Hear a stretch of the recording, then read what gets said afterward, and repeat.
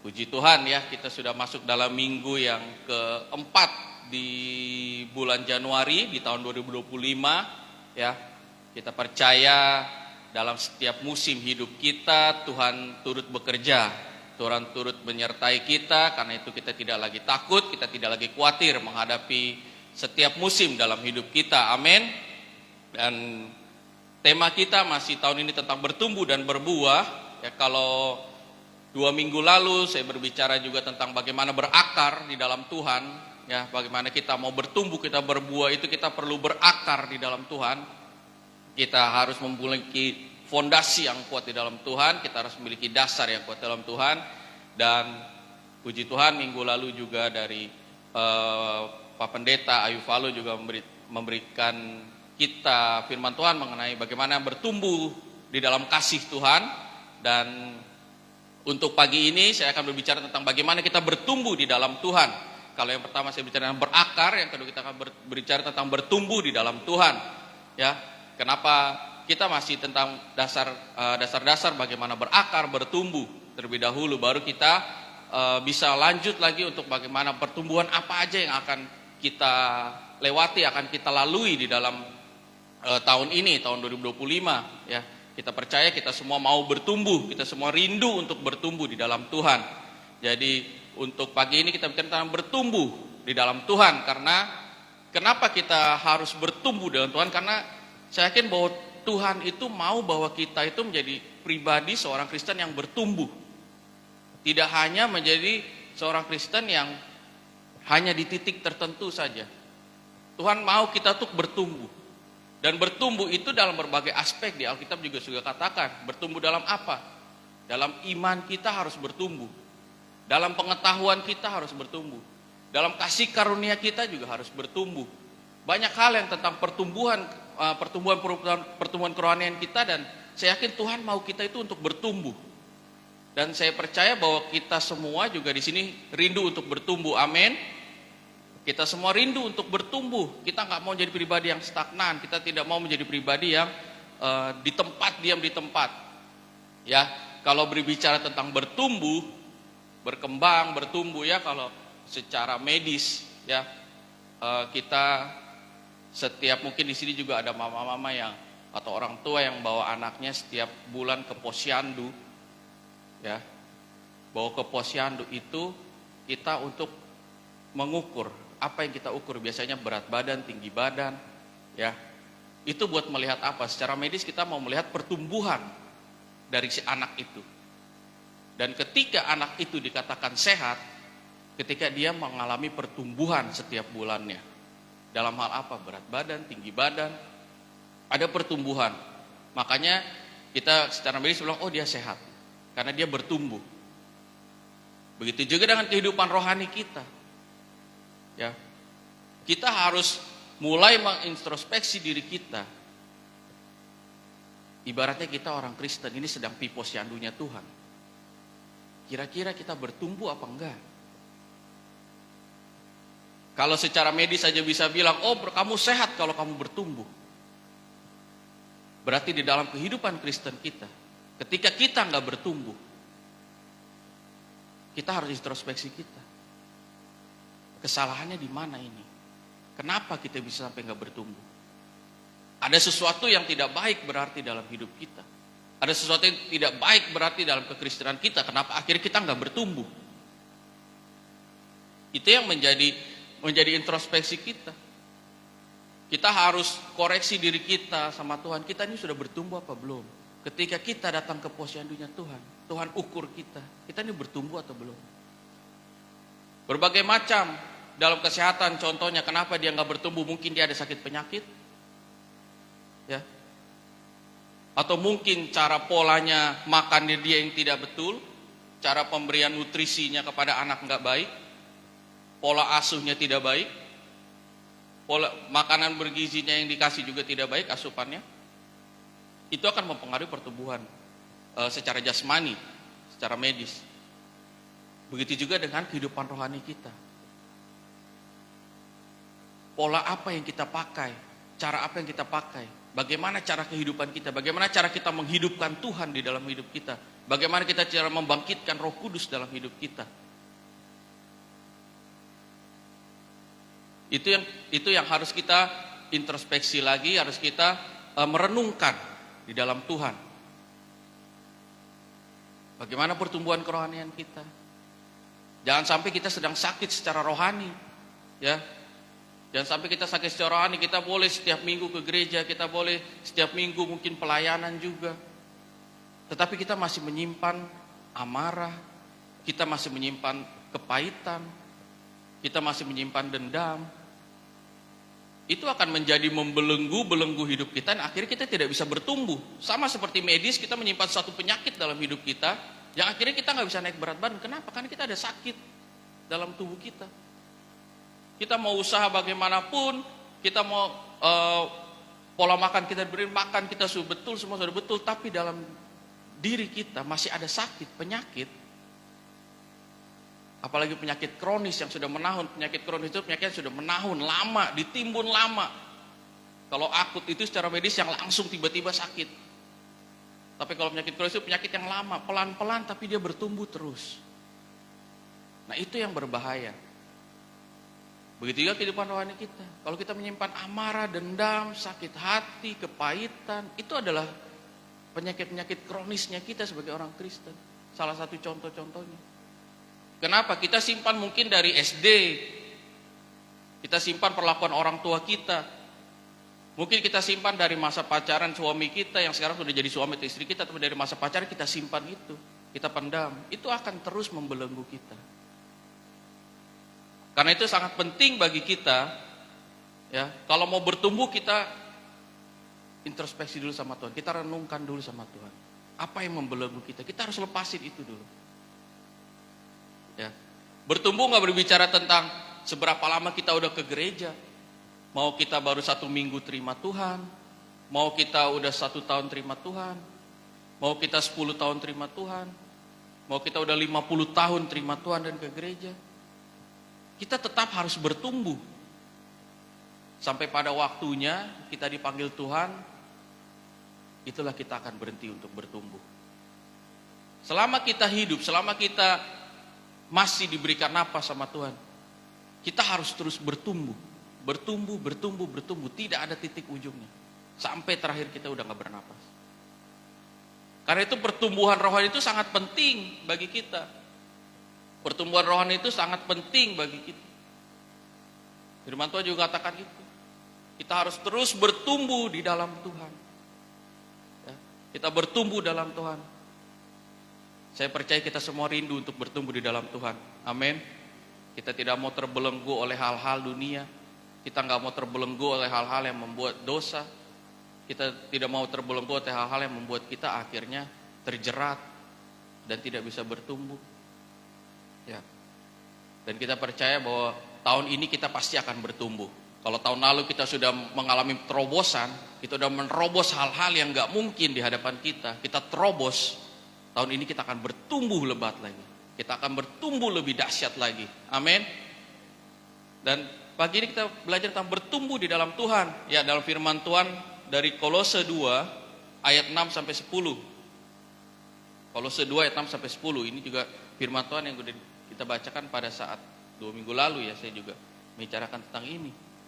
Ya. Kolose 2 ayat 6 sampai 10.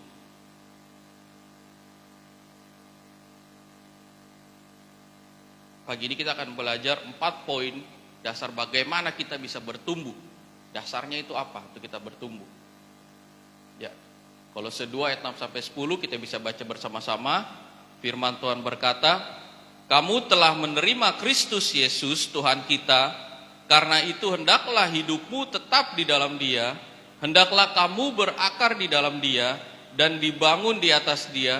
Hendaklah kamu bertambah teguh di dalam iman yang telah diajarkan kepada kamu, dan hendaklah hatimu melimpah dengan syukur. Hati-hatilah supaya jangan ada yang menawan kamu dengan filsafatnya yang kosong dan palsu menurut ajaran turun-temurun dan roh-roh dunia, tetapi tidak menurut Kristus. Sebab dalam Dialah berdiam secara jasmania seluruh kepenuhan kealahan, dan kamu telah dipenuhi di dalam Dia. Dia adalah kepala semua pemerintah dan penguasa. Amin. Ya.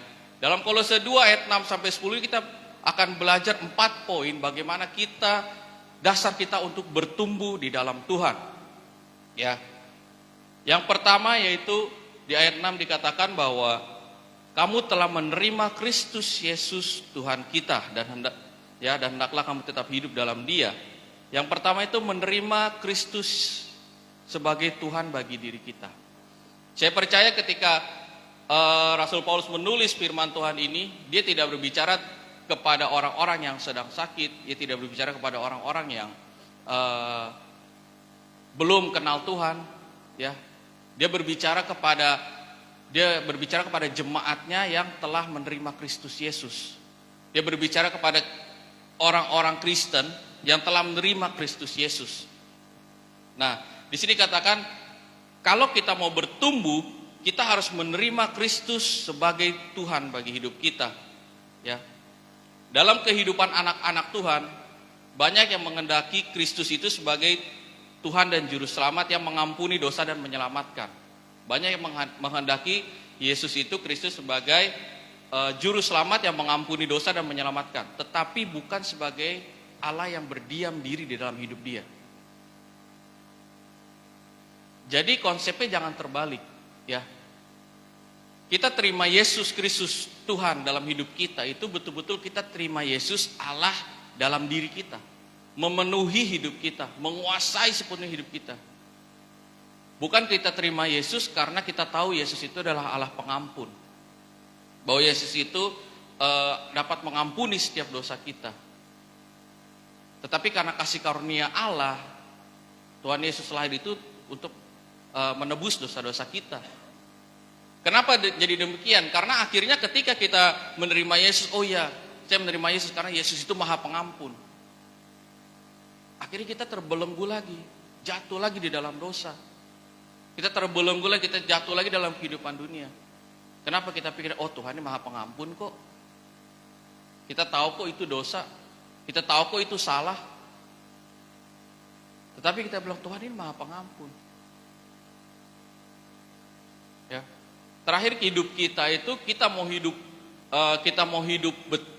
benar di hadapan Tuhan, ya. Kita mau hidup benar di hadapan Tuhan itu akhirnya kita menjadi kesulitan. Karena apa? Karena fokusnya itu harusnya Allah itu mendiami dalam diri kita, dalam hidup kita. Secara otomatis kalau Allah hidup dalam hidup kita, kita terus menghidupi firman Tuhan dalam hidup kita, kita membangkitkan Roh Kudus dalam hidup kita. Kita tidak akan lagi terbelenggu oleh kehidupan dunia. Kita tidak terbelenggu lagi akan dosa. Kenapa? Karena Roh Kudus itu adalah pengingat kita. Firman Tuhan katakan, Roh Kudus selalu mengingatkan kita. Ketika kita mau berbuat salah, Roh Kudus mengingatkan kita. Ketika kita mau berbuat dosa, Roh Kudus mengingatkan kita. Ketika kita seorang yang mudah marah, mudah memaki, ketika dia terpancing oleh orang yang memancing emosinya, pas dia mau maki, Roh Kudus ingat dia. Ya, Roh Kudus mengingatkan dia bahwa perkataanmu itu adalah berkat bagi banyak orang. Pasti dalam hati kita akan ada yang mengingatkan kita. Sehingga ketika kita mau mengeluarkan makian, ya, kita udah teringat duluan, oh iya, hidupku ini udah bukan hidup tentang jasmani lagi, udah bukan tentang daging lagi. Ketika mau marah, Roh Kudus ingat kita, oh minggu kemarin kita baru pelayanan, minggu kemarin kita baru ke gereja, atau tadi pagi kita baru ke gereja, tadi pagi kita baru pelayanan, tadi pagi baru kita menaikkan pujian penyembahan sama Tuhan. Roh Kudus akan mengingatkan kita tentang hal itu. Terakhir, akhirnya apa? Akhirnya amarah kita, kedagingan kita ditekan. Akhirnya kita yang tadinya mau marah, mau maki, ya, berubah jadi apa? Jadi ucapan syukur.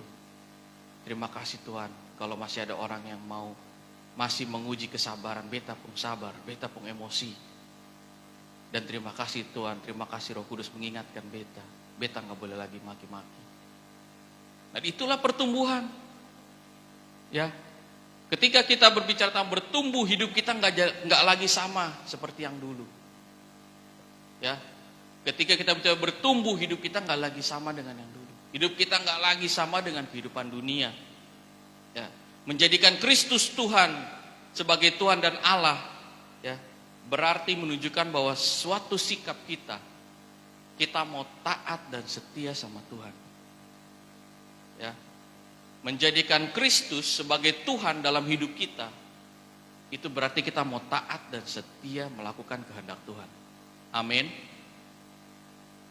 Kita mau taat dan setia. Ya, kalau Kristus Tuhan udah hadir dalam hidup kita, udah lahir dalam hidup kita, udah memenuhi hidup kita, kita mau taat, kita mau setia. Dalam kondisi apapun, ya, dalam persoalan apapun, beban berat apapun dalam hidup kita tetap mau taat dan setia. Semakin sulit kondisi kita harus semakin taat dan semakin setia. Bukan kita berpaling dari Tuhan. Ya. Karena itu penting bagi hidup kita. Penting, sangat penting bagi hidup kita untuk menjadikan Tuhan Allah, ya, segala-galanya bagi hidup kita. Bukan tentang kedagingan kita lagi. Tapi kalau kita mau bertumbuh, saya percaya kita semua di sini sudah menerima Tuhan sebagai Allah dan Juru Selamat dalam hidup kita. Tapi kita harus lebih memaknai itu lagi. Bukan tentang kehidupan daging kita lagi. Semuanya tentang firman Tuhan, tentang Allah, Roh Kudus yang berdiam dalam diri kita.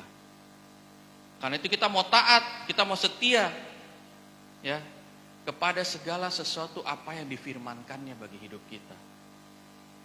Kita mau lihat hal besar, ya, kita mau melihat hal-hal besar, kita mau melihat janji-janji Tuhan dalam hidup kita. Kita harus terima Tuhan secara sungguh-sungguh, taat setia sama Tuhan. Badai ada, persoalan ada, tapi kita mau taat sama Tuhan, setia sama Tuhan. Dan betul-betul menjadikan Yesus Kristus Allah yang bertahta berkuasa di dalam diri kita. Kalau kita mau marah, kita ingat, oh Tuhan ada dalam hidup kita. Kalau kita mau maki, ingat Tuhan ada dalam hidup kita. Kalau kita mau membenci, ingat Tuhan ada dalam hidup kita. Kalau kita mau berbohong, memfitnah, ingat Tuhan ada dalam hidup kita. Jadi bagaimana adalah pujian tadi mengatakan pilihanku. Pilihan kita bagaimana? Apa yang mau kita kasih makan? Kedagingan kita kah? Atau kerohanian kita? Kalau kita maki-maki, kita masih berdusta, berbohong, memfitnah orang,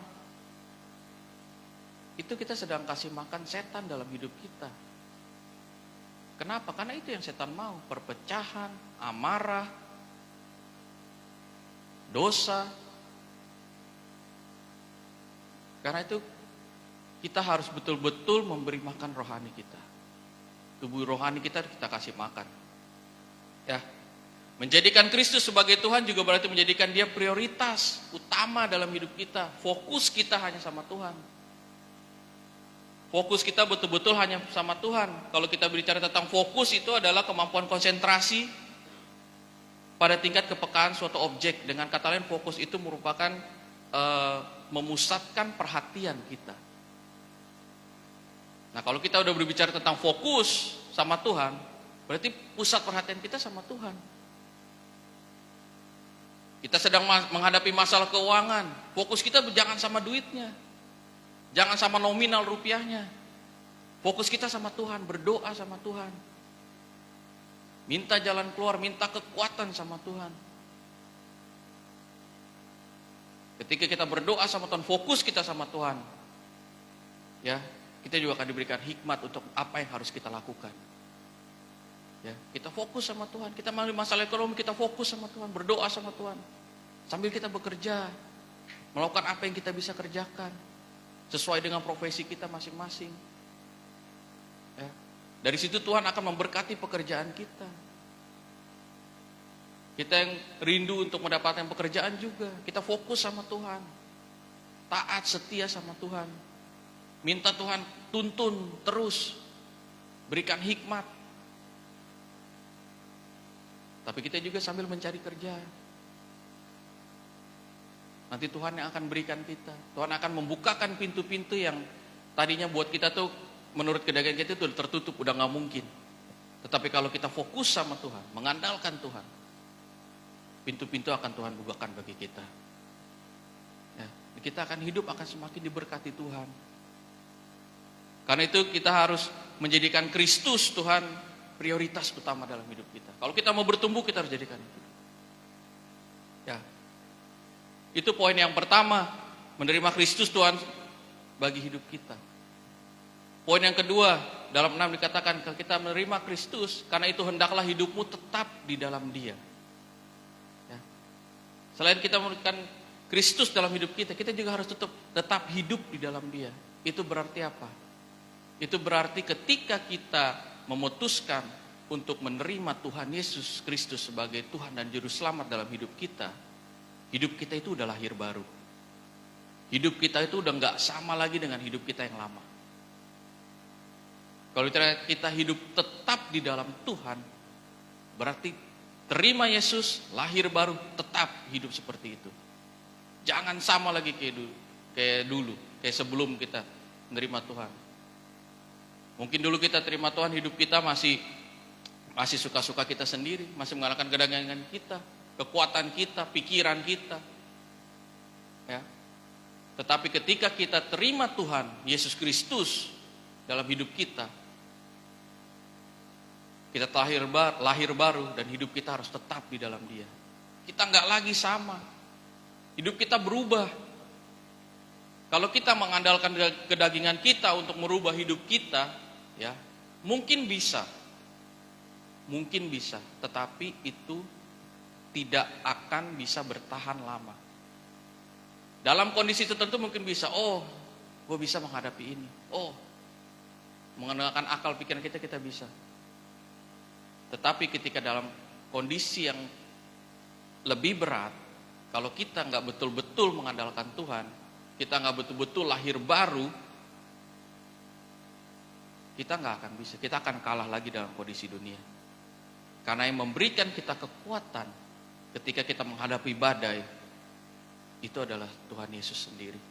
Roh Kudus sendiri yang berdiam dalam kita. Itulah kekuatan kita. Bukan seberapa pintar kita, seberapa hebat kita, seberapa ternamanya kita. Ya. Tetapi karena Tuhan hidup di dalam kita, karena kita menerima Tuhan sebagai Tuhan dan Juru Selamat, itulah yang memberikan kekuatan bagi kita. Itulah yang membuat kita maju, membuat kita bertumbuh. Ya, tetap tinggal di dalam Dia juga berarti apa? Itu berarti tentang hubungan kita dengan Tuhan. Bagaimana kita berhubungan dengan Tuhan? Ya, dalam firman Tuhan katakan hubungan, kasihilah Tuhan Allahmu dan kasihilah sesama manusia seperti dirimu sendiri. Bagaimana kita mengasihi Tuhan? Bagaimana hubungan kita dalam Tuhan? Kalau kita mau tetap tinggal di dalam Dia, berbicara bahwa kita harus memiliki hubungan di dalam Tuhan, lebih intim lagi.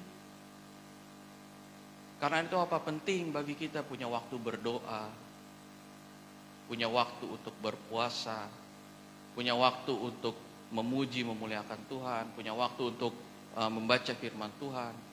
Ya, dalam suatu keluarga juga sangat penting untuk memiliki mesbah keluarga. Karena itulah yang membangkitkan iman kerohanian anak-anak kita dari kecil, sedari usia dini. Kita membangun mesbah keluarga, kita menjadi orang tua, menjadi contoh bagi anak-anak kita.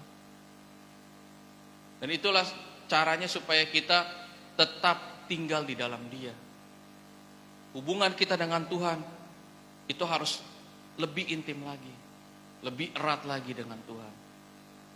Bukan cuma kita yang sudah berkeluarga, ajak suami istri kita, ajak anak-anak kita. Kita berdoa bersama, kita bangun mesbah keluarga bersama-sama. Karena itu keluarga kita akan diberkati. Kita mau bertumbuh di dalam Tuhan, ya. Jangan sampai di keluarga kita juga ada masalah, akhirnya kita sulit untuk bertumbuh. Suami istri menyimpan kepahitan, suami istri menyimpan dendam. Ya. Anak-anak juga seperti itu, merasa sakit hati dengan orang tuanya, dengan perkataan orang tuanya mungkin. Karena itu kita harus betul-betul menjaga hubungan kita dengan Tuhan. Firman Tuhan mengajar kita untuk tetap tinggal di dalam Dia, yang berarti kita memiliki keintiman atau persekutuan dengan Dia. Dengan kata lain, dalam hidup kita mengandalkan Tuhan untuk berjalan terus bersama kita. Kalau kita bangun mesbah keluarga, berarti kita sedang meminta Tuhan, kita sedang betul-betul mengandalkan Tuhan supaya Tuhan berjalan bersama keluarga kita. Anak-anak kita walaupun di sekolah, di lingkungan pergaulan, dia tetap Tuhan lindungi, tetap Tuhan sertai. Kenapa? Karena kita dari rumah kita mengajarkan bahwa hidup itu harus mengandalkan Tuhan dengan apa? Mesbah keluarga, doa Tuhan. Ya. Karena anak-anak ini, remaja sekarang ini yang rentan untuk mengikuti hidup-hidup gaya hidup dunia. Apalagi kalau lihat teman yang gak ke gereja, terakhir dia bilang, kok dia juga son pi gereja? Karena itu sangat mempengaruhi. Kayak beta dulu waktu SD, SMP itu, SMA sampai SMA itu beta masih bergaul sama orang-orang yang ke gerejanya itu mungkin 1 tahun 2 kali, Paskah sama Natal. Sampai waktu kecil, waktu SD beta pernah komplain sama Mama Lucy sama Bapak Dedi, beta komplain, ini hari Minggu, bisa gak sih kita bangun siang? Karena Senin sampai Sabtu itu udah sekolah bangun pagi. Jarak beta dari rumah ke sekolah itu jaraknya sekitar 30 menit. Jam 7 itu udah harus masuk. Berarti at least jam 6 itu beta udah harus bangun, atau setengah 6. Senin sampai Sabtu. Minggu itu ke gereja, jarak dari rumah ke gereja itu sekitar 1 jam. Ibadah pagi setengah 8. Setengah 7 udah harus jalan. Berarti jam 6, setengah 6 juga harus bangun. Dan hari Minggu itu surganya anak-anak dulu. Kenapa? Di TV itu semua kartun ada hari Minggu. Dari jam 6. Mau itu mulai dari pokoknya segala macam lah, Doraemon, Shinchan, sampai jam 10 Shinchan paling terakhir itu beta ingat. Ninja Hattori awal-awal dulu. Pokoknya dari jam 6 tuh beta so hafal, so tahu. Jam 6 sampai jam 10 itu terakhir. Akhirnya beta komplain sama Lucy, kenapa sih kita harus tuh? Ya. Jadi memang anak-anak itu betul-betul harus diajarin terus, dituntun terus. Ya. Kalau kita kan anak-anak kecil, sampai beta dulu pernah sampai pura-pura sakit perut. Lama di kamar mandi, udah mau terlambat ini. Bapak Dedi kan pasti udah panggil-panggil terus. Saya bilang, udah biar kita tungguin. Terakhir beta juga lama-lama juga keram kamar mandi. Terakhir nepi juga. Nggak bisa, mau lari kemana? Mau sakit, mau alasan sakit, Bapak dokter. Dicek ternyata sehat. Mau alasan apa? Sementara kita lihat kawan-kawan kita, wih dia enak lah, tiap minggu bangun siang nonton kartun seharian. Tetapi setelah kita dewasa, baru besar, tumbuh dewasa, akhirnya udah sadar, oh iya betul. Dari kecil kita harus rajin ke gereja. Dari sekolah minggu kita diajarkan, ya bagaimana kita bisa duduk tenang dalam ibadah. Terus sampai kita ke tingkat yang lebih dewasa, remaja, muda, bagaimana kita bersekutu, kita memiliki persekutuan anak-anak muda, dalam arti kita bergaul di lingkungan anak muda yang lingkungan yang benar, ya, sampai kita dewasa, sampai kita lansia. Kita terus bertumbuh di dalam Tuhan. Ya, karena itu penting bagi orang tua itu mengajarkan, menanamkan mesbah keluarga, menanamkan dasar-dasar firman Tuhan kepada anak-anaknya, itu sangat penting. Beta yang setiap hari dapat khotbah masih berpikiran seperti itu. Apalagi kalau ketong los-losa, ketong pu anak, ya. Jadi penting bagi kita untuk tetap tinggal di dalam Dia, menjaga hubungan dalam Tuhan, keluarga menjaga hubungan dalam Tuhan, ya. Ajak anaknya, istrinya, suaminya punya mesbah keluarga, berjalan bersama Tuhan, ya. Karena kita sadar kalau Tuhan itu nggak pernah ninggalin kita. Kita sadar itu. Kalau kita udah buntu, kita larinya kemana?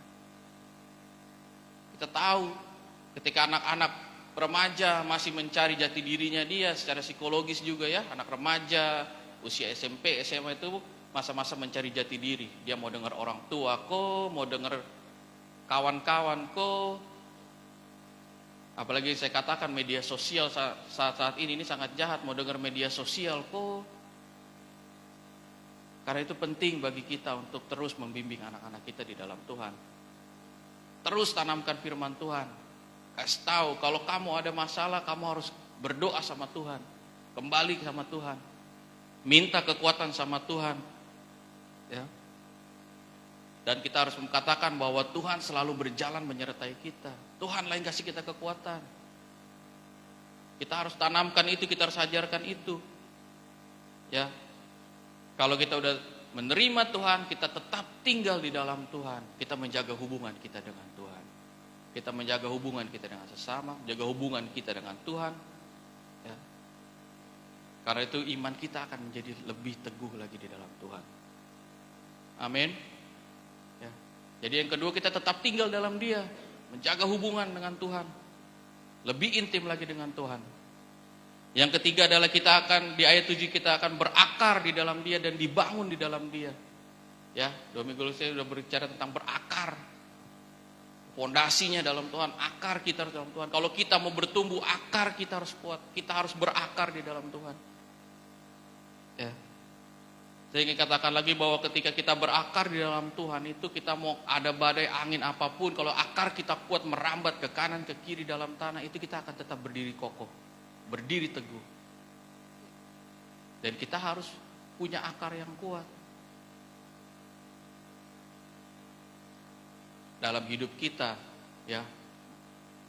Enggak cuma kita mungkin tiap hari ke gereja sebagai jemaat, atau kita sebagai pelayan-pelayan Tuhan yang pelayanan, mungkin bermain musik, worship leader, singer, atau pembicara sekalipun. Kalau kita tidak berakar kuat di dalam Tuhan, ya, kita tidak akan bisa bertumbuh. Kita harus berakar di dalam Tuhan. Ketika kita melayani Tuhan, itu dasar pelayanan kita itu adalah hati kita yang betul-betul mau melayani Tuhan. Dari hati kita, pelayanan kita itu dari hati kita. Kita melayani bukan karena skill kita. Kita pelayanan bukan karena skill kita. Oh, karena saya hebat dalam bermain musik ini. Oh, karena saya hebat dalam menyanyi. Saya hebat dalam berbicara. Bukan itu. Kalau kita betul-betul berakar di dalam Tuhan, dasar pelayanan kita itu adalah hati kita. Karena kita mau mempersembahkan hidup kita yang terbaik untuk Tuhan. Kalau kita melakukan pelayanan tidak dengan hati kita, karena skill kita, ya, ketika ada masalah, ketika ada apa, kita akan lari dari pelayanan. Atau ketika kita pagi melayani, malam kita bisa berbuat hal dosa. Karena apa? Karena dasar pelayanan kita bukan hati kita. Bukan hati hamba, hati yang betul-betul mau menyenangkan hati Tuhan. Berakar juga berarti kita harus memiliki tempat yang baik, komunitas yang baik bagi diri kita. Kalau kita mau berakar, ya, kita juga harus memiliki komunitas yang baik. Kalau kita bergaul dengan teman-teman yang masih sangat hidupnya masih sangat duniawi, kita harus punya akar yang kuat di situ. Supaya apa? Supaya kita tidak terbawa oleh cara mereka bergaul, cara mereka hidup, lifestyle mereka. Apalagi di sini minum alkohol itu adalah satu hal yang biasa sekali. Kayak itu sih bilang itu biasa itu. Tapi bagi kita anak-anak Tuhan, itu adalah sesuatu yang tidak boleh kita lakuin. Jadi betul-betul di mana kita berada itu kita harus betul-betul memilih komunitas yang sehat. Kalau kita contoh dulu zaman COVID aja, kita badan sehat, mau gak kita tinggalnya di rumah sakit dengan isolasi dengan orang COVID? Pasti gak ada yang mau. Karena kita ini hidupnya sehat. Karena itu ketika kita berada, kita mengharuskan kita, misalnya kita situasional berada dalam situasi yang memang kita berada dalam itu komunitas, akar kita harus kuat. Supaya apa? Supaya kita bisa memenangkan mereka juga. Akar kita harus kuat. Ya, pergaulan yang buruk dapat mengubah kebiasaan yang baik. Tadi yang beta bilang ketika beta bergaul, ya, dulu SMP, SMA, oh itu pergaulannya kehidupan yang merokok, kata-kata kasar, maki-makian, kebun binatang itu udah biasa keluar. Mereka sama orang tua aja pakai gua lu, beta kaget. Ma, gua mau ke sini ya, gua mau ke situ ya. Wih. Coba kalau di sini bilang gua lu, kalau enggak itu lidi dong, naik duluan di atas kepala. Di sana itu terlalu begitu. Mereka terlalu santai. Akhirnya kalau kita nggak kuat, kita nggak berakar di dalam Tuhan, kita mau bertumbuh, kita tetap di lingkungan itu, akhirnya kita terbawa, terjerumus. Makanya beta bilang, akhirnya beta lihat teman-teman, kok enak banget mereka minggu nggak pernah gereja, bangun siang, nonton kartun, pengen rasanya begitu juga. Karena beta waktu itu belum mengerti, karena kita masih kecil belum mengerti. Ya. Karena itu penting bagi kita untuk berakar. Kalau kita mau bertumbuh itu penting bagi kita untuk berakar.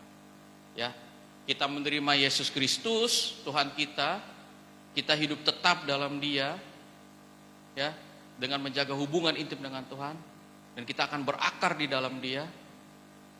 Dan yang terakhir poin yang terakhir adalah kita akan berlimpah dengan ucapan syukur.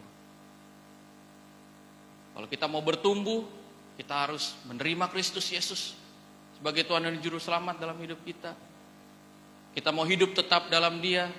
Ya, saya percaya kita semua udah terima Tuhan Yesus Kristus dalam hidup kita. Sekarang kita mau tetap hidup dalam Dia dengan apa? Menjaga hubungan intim dengan Tuhan. Dalam keluarga bangun mesbah keluarga. Kehidupan pribadi bangun hubungan pribadi dengan Tuhan. Berdoa, baca firman, memuji, muliakan Tuhan. Maka itu kita akan berakar kuat di dalam Tuhan. Kita akan terus bertumbuh dalam berakar. Akar kita ke kanan, ke kiri, kita akan terus mencari perkenanan Tuhan. Dan yang terakhir, hidup kita akan penuh dengan ucapan syukur. Masalah datang, kita gak fokus sama masalah, kita mengucap syukur. Terima kasih karena Tuhan tetap ada dalam hidup kita, menyertai kita, menuntun langkah kita. Jadi hidup kita akan bertumbuh. Kita akan terus, kita tidak lagi menjadi Kristen anak-anak. Kita tidak menjadi Kristen, seorang pribadi Kristen yang stagnan, itu-itu aja. Tetapi tahun ini kita mau hidup kita bertumbuh dalam hal apapun.